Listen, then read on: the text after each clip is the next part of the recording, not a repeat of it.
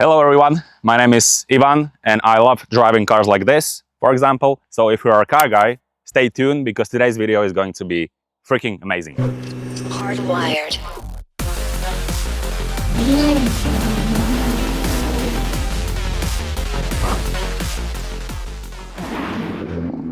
So most of you guys will surely know what car this is. This is Nissan GT-R 2019, well known as Godzilla.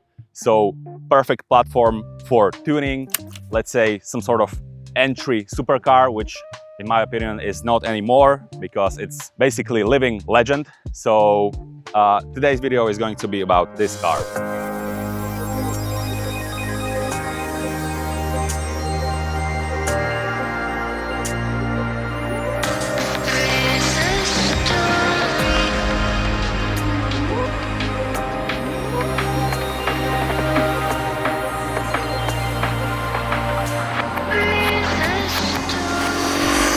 So let's talk about front of this car. So this model, this particular car is, like I said in the beginning, 2019.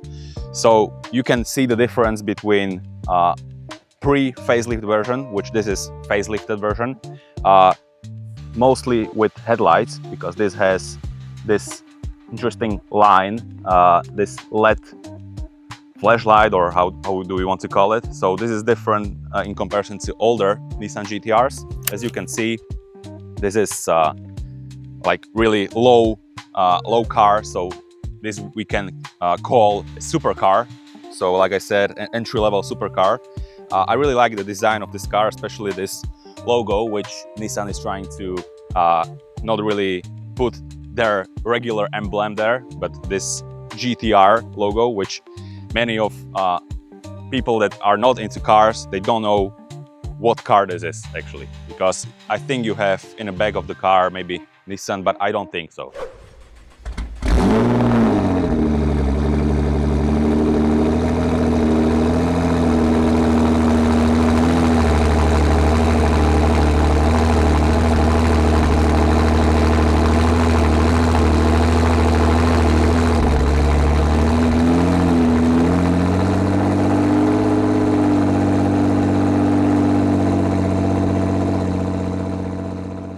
Okay, so let's move to the side of the car. We can talk about tires and wheels. This particular car has 20-inch wheels, and I think overall this is something that you should be fitting to this car. It's four-wheel drive, so you really need to have really wide tires in the front as well. This has a little bit thinner or smaller tire in the front compared to the back. So in the front we have 255 and 40, 20-inch, and in the rear we have 285 to 35, 20-inch. So yeah, this needs to have all four tires really well prepared for this amount of horsepower or this amount of power.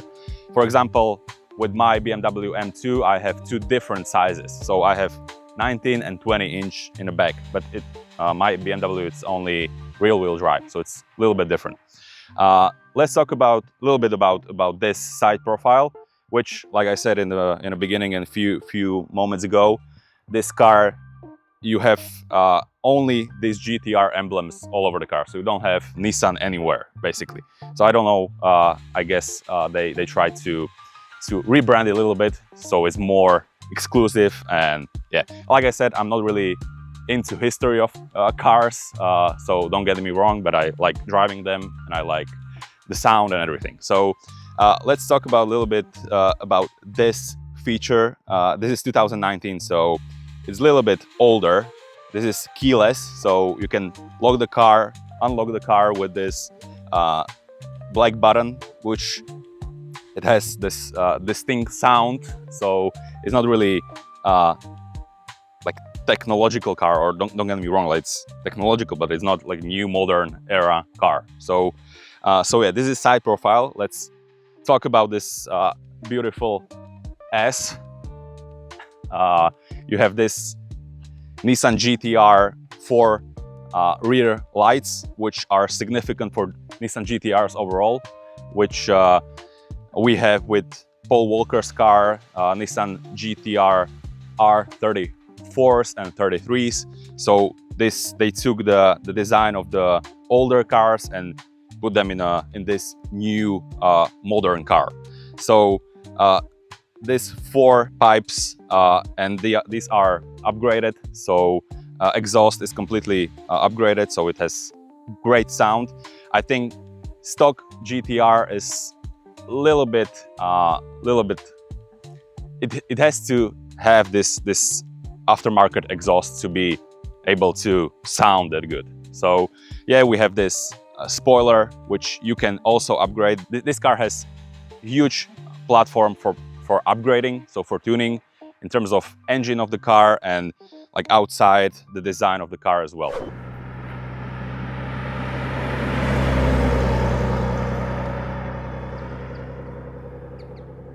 So let's look at an engine. And by the way, we are recording again this for 3rd time. So I after a few times I figured out where to open it. So you have this lever here. So yeah, but this is the part that I'm doing for first time. So I guess you have something here. Let me see. Got it. All right. Okay. So I need to do this, which is really funny with a car that costs this amount of money. But yeah, this is hand built by Hiroyuki Ishikawa. Hopefully I'm saying this right, but I don't think so. But yeah, so this is, like I said, 3.8 liter V6 engine, which is a little bit upgraded. So you can see HKS, I think some sort of stage 1 or something like this. Like I said, I'm not technician, I'm a driver. So I like driving those cars, but I don't really like geek stuff about tuning and everything. So I think that this car, or I know that this car makes around 620 horsepower. It has 3 maps that you can set up. So you have most like lower, which is basically factory. This is around 565 from factory. Then you have state or map 2, which you can set up. And this puts you to, I think, around 600. And the 3rd map is 620, 630 horsepower.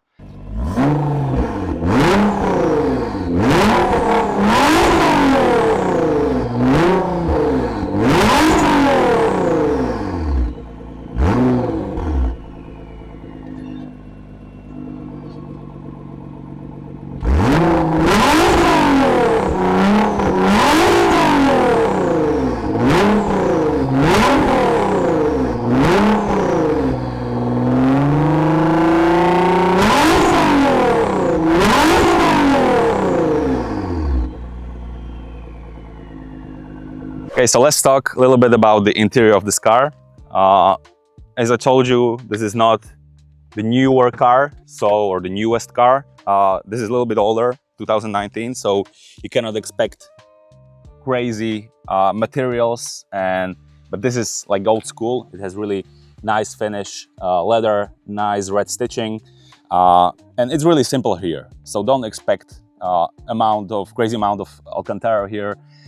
For this price, or when this was new, this wasn't that expensive in terms of supercars. So when you compare this car to Lamborghini or Ferrari, you are paying almost double, triple the cost of this car.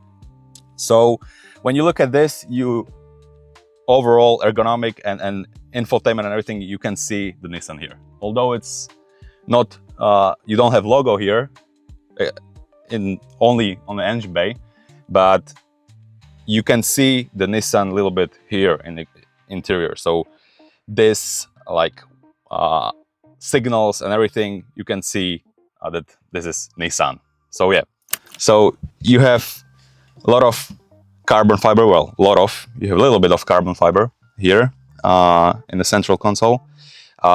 This is a little bit different, I think, in comparison to all other Nissans.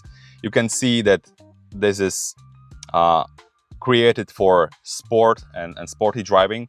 So you have this uh, these controls here that you can set up your dampers and your engine setup and suspension and everything. And yeah, it's pretty simple here. You don't have crazy amount of buttons and this sort of stuff.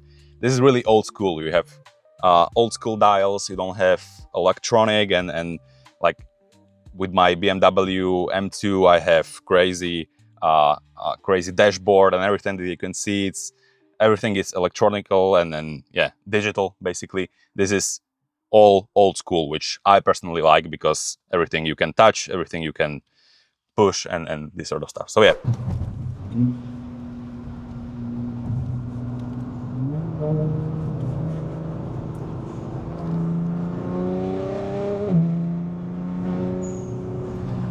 So yeah, a little bit of sound. Hopefully you were able to hear that.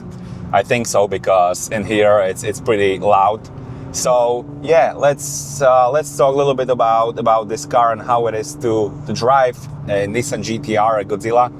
And in terms of drivability, I would say that it's that this car is first word that came up in my mind is raw.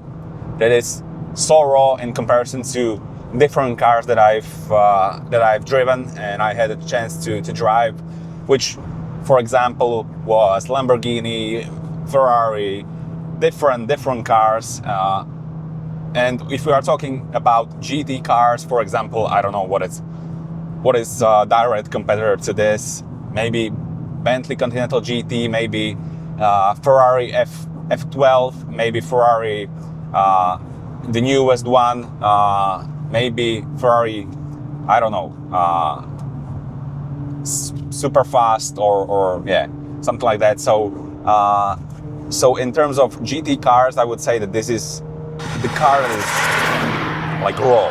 Like you can listen to everything. Everything is squeaking, and when you are moving slowly, the transmission is not the best, but it also makes you feel like this car is really driver's car. So everything is well designed here. You have nothing to spend a lot of time in terms of infotainment. It's pretty clear. You have like temperature of transmission oil, you have temperature of engine oil, you have basically every stat that you need to keep checking on, because once this car is overheating, it's really bad for the engine, of course. So you need to once a while check the oil temperature, so you can keep driving, keep pushing it. So yeah, so like I said, in terms of drivability, I haven't been able to really properly test drive it. So I did over, I would say, 800 kilometers right now on this car in this few days, and it's really fast on straights. Of course, this particular car has engine tune, so it's tuned to about 630 horsepower. It also has cat delete, so it has, like, you can listen to it. Crazy exhaust, especially if you upshift, downshift. It doesn't have pops and bangs, which I think it's pretty yeah, I'm pretty sad about this, because I love pops and bangs, but I kind of understand why they didn't install them here. I think they are available. You can like make the car sound even more like pops and bangs. So yeah, but other than that, I would say in terms of drivability, like I said, I would need to drive it on some sort of track, on some curvy roads, to be able to really test it and really compare it to, let's say, different cars. In terms of straight line speed, this with 630 horsepower, I know that there are many cars in modern era that they have more power, more horsepower, but in terms of when you combine the pure raw experience with speed, this has no competitor. So yeah, that's how I feel about this car. And that's, I think, why people love this car, because it's really heritage car. It's history. You can listen to this crazy 3.8 liter V6, and yeah, in terms of consumption, I don't really know. I did over 800 kilometers on this car, and I'm filling the tank, or I'm about to fill the tank for, I think, fifth time. Not to the fullest, but I mean, yeah, it's pretty nasty if we are talking about fuel consumption.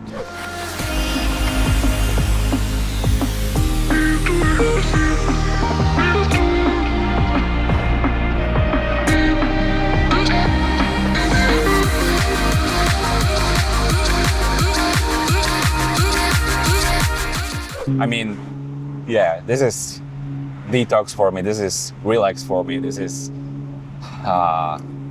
something that makes me feel like I'm alive. The sound, the speed, the adrenaline, the overall package of this car is crazy that you can get. And I still think that for a really good amount of money, I mean, it's 2019, so it has a little bit older infotainment and everything, but other than that, I mean, the car is amazing.